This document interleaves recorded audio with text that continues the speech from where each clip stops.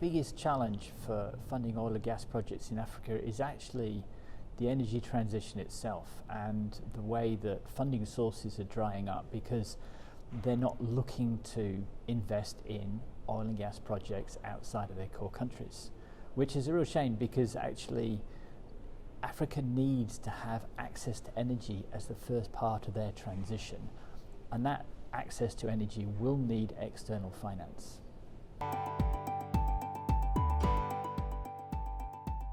For Africa, the biggest challenge is actually the S, not the E.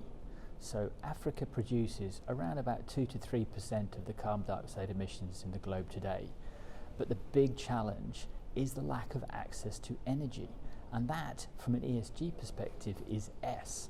And it's probably the cause of this disconnect between the needs of the OECD to energy transition versus the needs of Africa to transition and provide access to energy.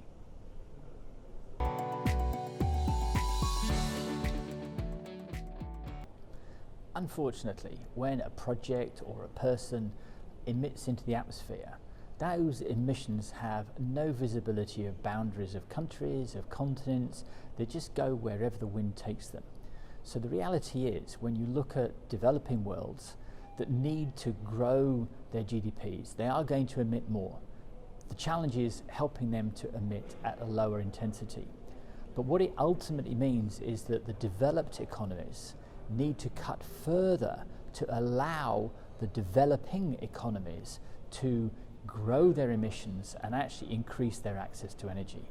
So what that means is if Africa is going to move to a gas economy, they are going to be using more gas. That means the OECD, the developing economies, need to further cut their access to gas to allow Africa to use that portion of gas.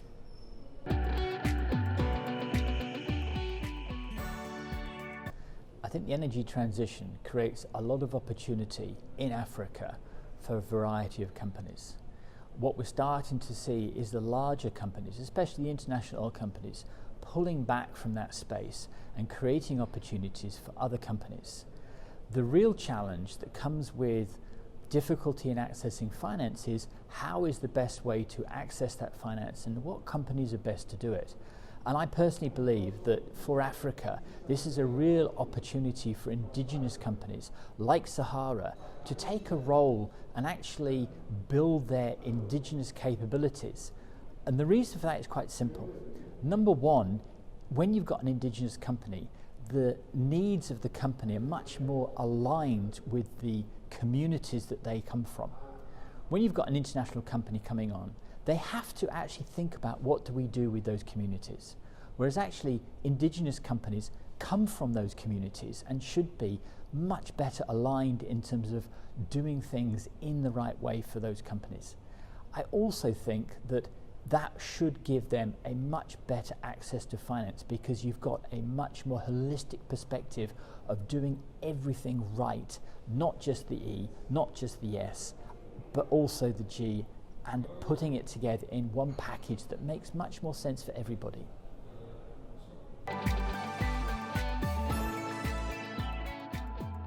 So I think for me, I would pick out two examples.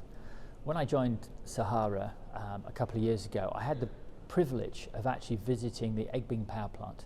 This is a gas-fired power plant on the outskirts of Lagos that we run and provides electricity to a significant proportion of the people in Lagos.